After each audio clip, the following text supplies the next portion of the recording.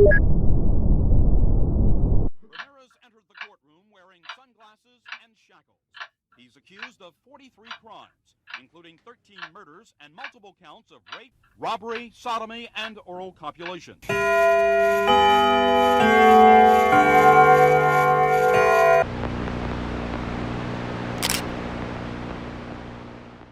Richard Ramirez was born February 29, 1960 in El Paso, Texas. He was born as the youngest of his 4 other siblings. He was born to Mexican immigrants Julian and Mercedes Ramirez. To say Richard grew up in a troubled home was an understatement. It's been reported that Julian was physically abusive to Richard, which resulted in him sustaining multiple head injuries when he was younger. To escape his abusive household, Richard would often spend time with his older cousin Miguel, who was a Vietnam veteran. It was reported that when Richard was only 12 years old, Miguel showed him images of a Vietnamese woman that he raped and killed. And then when Richard was only 13, he found out that Miguel shot and killed his wife, which he became a witness to. However, Miguel was found not guilty due to insanity and was released only 4 years later. As Richard grew older, he began breaking into homes, and he developed a drug addiction, which would cause his first arrest in 1977 for marijuana possession. He would then move to Los Angeles, California, where there he would commit his first murder. Before I continue, it is believed by many people that Richard's first murder was in April 1984,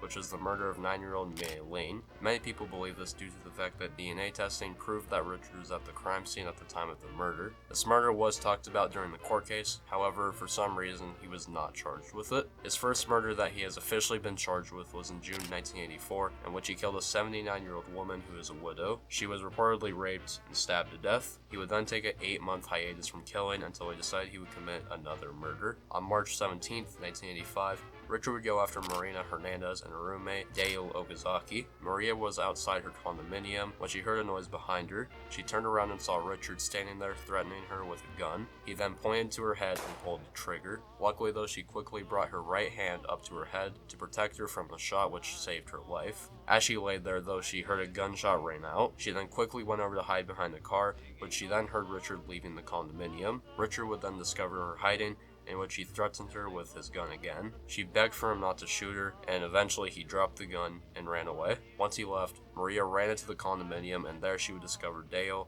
on the kitchen floor, and she was deceased. That same day, Tsay Leanne Yu was driving home when Richard stopped her, which he then proceeded to shoot and kill her. Just over a week later, Richard would take 2 people's lives, which is 44-year-old Maxine Zazzara and her 64-year-old husband, Vincent Zazzara. The crime scene for this murder was much more gruesome than all the other murders. Richard shot Vincent, and then Maxine was assaulted and stabbed to death. It was also reported that Maxine's eyes were gouged out of her head. During this time, a massive search was out for this unknown killer, and results were basically non-existent. However, they were able to make a police sketch of what they thought the killer looked like. The attraction this killer, or Richard, was getting led to him leaving Los Angeles and moving to San Francisco, California. On August 24th, 1985, Richard would break into a home where he would rape the woman in the house and shoot her fiance. However, unknowingly to Richard, a witness spotted him breaking into the home, and they would take note of the car's license plate that Richard arrived in. The witness would give the license plate number to police, and the victim would give police her description of what the killer looked like. A few days later, law enforcement would come across the abandoned vehicle, which had Richard's fingerprints.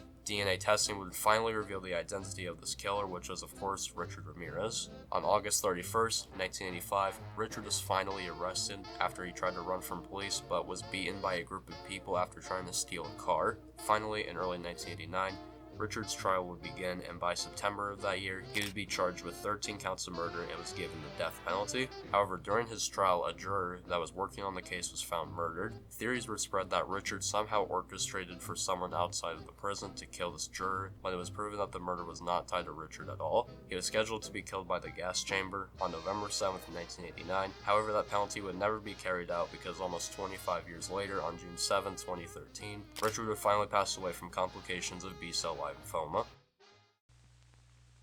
Hey, what's happening? The Cracklins, what's happening? Pop Rock says bang to the bite.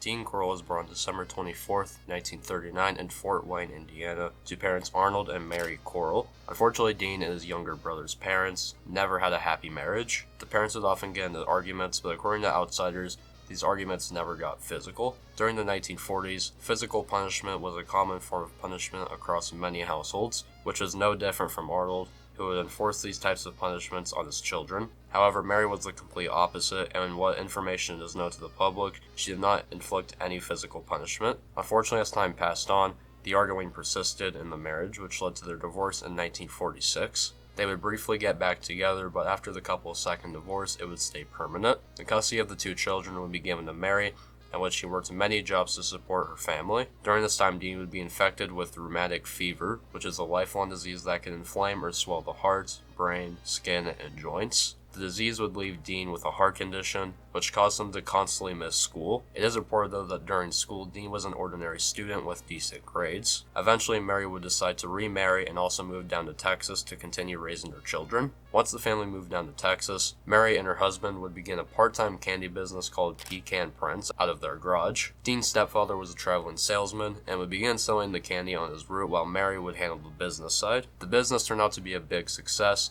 and it became the main source of income for the family, and they would eventually open up a candy shop. Dean would begin working at the candy shop, but eventually in 1964, Dean wanted to enlist into the military despite his heart condition. However, after only 10 months, Dean would leave the military and return home to help his mother at the candy shop. In 1969, when Dean was around 30, he began noticing signs of homosexuality. This would lead to him starting to spend time with underage teen boys and giving them free candy. One boy Dean hung out with was named David Owen Brooks. Brooks recounted that in 1970, he went to Dean's apartment and found Dean nude with two naked boys strapped to a homemade torture rack that Dean supposedly made himself. Once Brooks walked in, Dean released the two and said that if Brooks kept quiet, he would give him a car. He also said if Brooks began bringing boys to his home, he would pay him $200, in which Brooks agreed. Brooks would eventually lure a boy named Elmer Wayne Henley to Dean's home. Once Dean saw the boy, he decided he wouldn't kill him, but he would sexually assault him and turn him into another accomplice. Like he said to Brooks, he said to Henley that every boy he brought to him, he would pay him $200. That same year, Dean would commit his first murder, which was Jeffrey Conan, who was a college student. In December of that year, Dean would kill two more people, which is 14-year-old James Glass and 15-year-old David Yates. Between January 1971 to July 1973, Dean would kill and torture 6 more victims who were all children.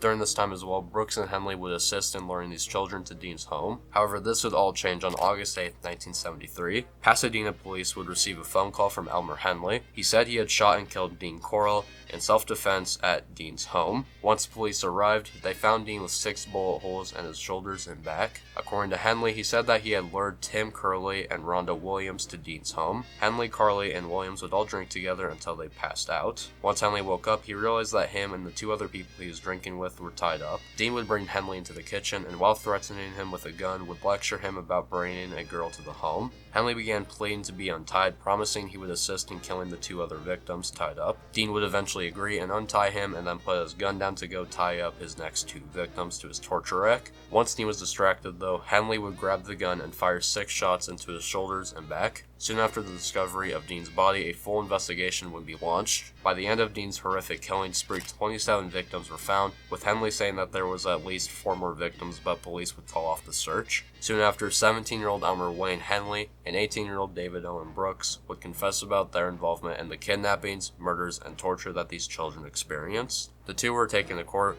where in the end Henley was convicted of 6 murders and was given 6 life sentences, and Brooks was convicted of 1 murder and was given a life sentence. At one point in recent years, Henley had started a Facebook page in which he advertised his artwork while in prison. From what I found to this day, Henley's Facebook account has been taken down. In 2020, it was reported that David Owen Brooks had passed away in prison from COVID-19. Currently, Elmer Wayne Henley is still serving his life sentence.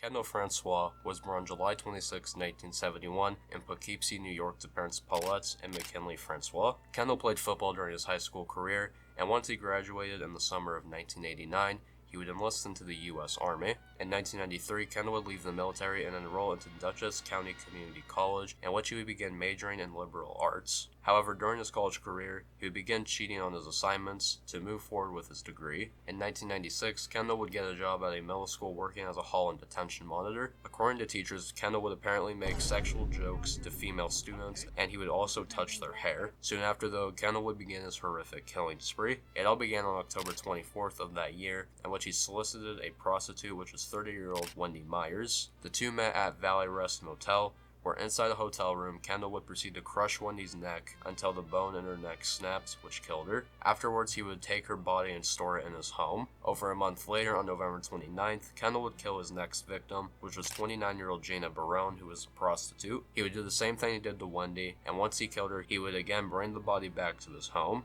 Between January 1997 to June 1998, he would kill 3 more victims and keep their bodies in his home. Without crime scenes to these kidnappings and murders, police couldn't do anything and had no leads. However, this would all change in August of 1998. Kendall would target and kill 2 more victims, which were 34-year-old Audrey Pugliese and 25-year-old Cantina Newmaster. Detectives Bob McCready and Skip Manane noticed that this killer had been targeting victims in the same area of Poughkeepsie. This small detail led to police beginning to patrol the area. On September 1st, McCready and Manane were at a gas station when someone ran up to them claiming that a man had been assaulting a woman nearby. They would soon discover this attacker was Kendall Francois. They would arrest him and bring him in for questioning. Eventually, into his interrogation, police were able to get him to confess to the kidnappings and murders of these women. The day after, on September 2nd, police were granted a search warrant to investigate Kendall's home, where they would find the gruesome discovery of 8 corpses that Kendall had been hiding in his home. Kendall would plead guilty on 8 counts of murder and was also charged for the assault on September 1st. In August of 2000, Kendall was given life in prison, but it turns out that Kendall was infected with HIV from one of his victims, but he passed away from natural causes on September 11th, 2014.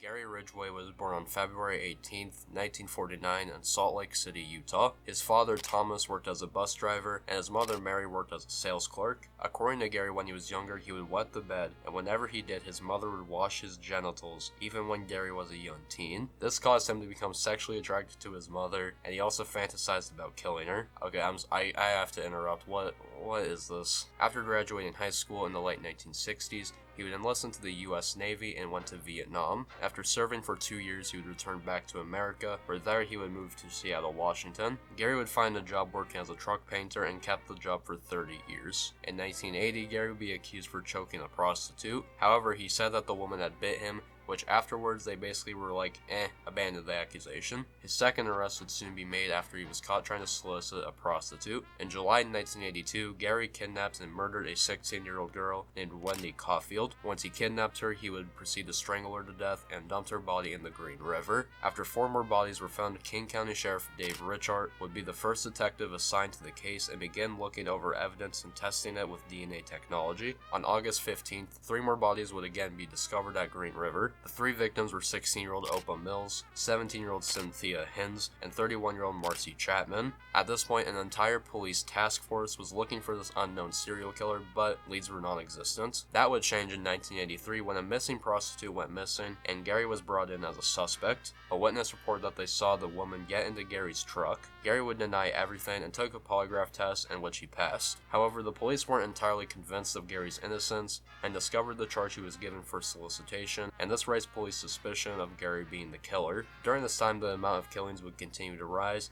and desperation from police to find this killer would also rise. They eventually decided they would go talk to serial killer Ted Bundy. Earlier, Ted had written a letter to Dave Richart, the main detective of the case, and offered to help him. In 1986, Richard would fly to Florida where Ted was incarcerated and he would meet with him. Ted would say that he was reading about the killer in prison, and he thought that the killer had been going back to where he had been burying the bodies and performing sexual acts on the corpses. Ted suggested that police stake out by recent burial sites to see if this killer would come back and eventually commit these sexual acts. Eventually, in 1987, after years of being a suspect, police were able to gain a search warrant for Gary Ridgway's home and work. Unfortunately, though, police couldn't find any items linking Gary to the killings. Gary would also provide a DNA sample, but DNA testing wasn't advanced enough at the time for where they could link Gary to the murders. This would cause Gary to be a free man for 14 years until 2001, when police were finally able to arrest him. That year, law enforcement would again go over evidence and use forensic testing to link Gary to these murders. Eventually, testing came back, stating that Gary's DNA matched to the evidence found at the crime scene, and on November 30th, 2001, Gary Ridgway was finally arrested. Gary would state that he was innocent, but eventually he would admit to his horrific killing spree. story. The reason he would mostly target sex workers is because he thought that they wouldn't be reported missing, and he had a hatred for sex workers as well. In the end, Gary Ridgway was charged for the murders of 48 women. In 2003, he would take a plea deal in which he was given 48 consecutive life sentences without any chance of parole. Currently, Gary Ridgway is still alive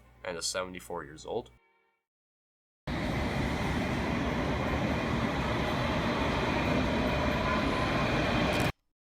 Andrei Chikatilo was born on October 16, 1936, in the USSR, which is now modern-day Ukraine. During the 30s, Ukraine experienced the Holodomor, which was caused by low harvest and caused millions of Ukrainians to starve and die. It got so bad that people began eating other people just to survive. According to Andrei's mother, their neighbors reportedly had kidnapped and eaten Andrei's older brother. However, this story has never been confirmed. He also struggled at school by getting constantly bullied. Andrei had multiple suicide attempts, and he was very socially awkward around people. During this time as well, Andrei tried having relationships, but they would never last. Once Andrei grew older in 1957, he enlisted into the military, and after serving 3 years in 1960, he would leave.